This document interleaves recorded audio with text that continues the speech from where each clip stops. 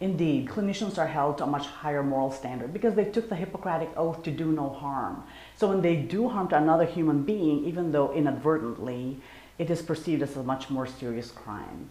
In addition, because of HIPAA compliance laws, they're not able to share information as freely as a typical business person, and therefore they may be misperceived as withholding information.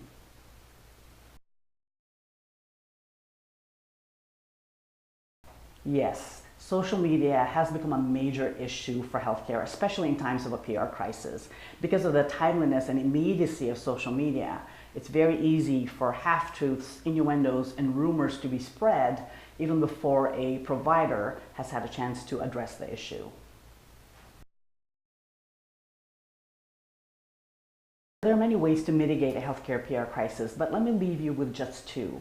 One is, remember, failing to plan is planning to fail.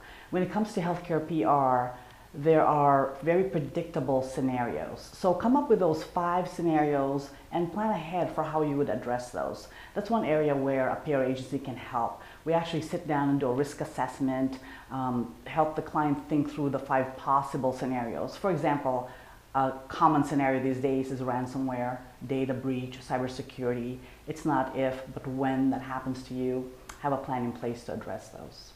The second tip is to have a social media decision tree. Here's an example of what Amendola Communications gives to our clients.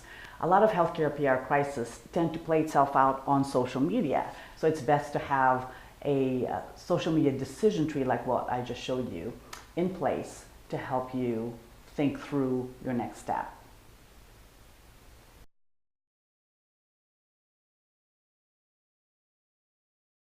A crisis PR plan is like having a fire escape route. You see those, pinned to the back of a hotel room door. It just helps you sleep better at night knowing that someone has thought through the easiest, fastest, and safest way to escape a burning building should you need to.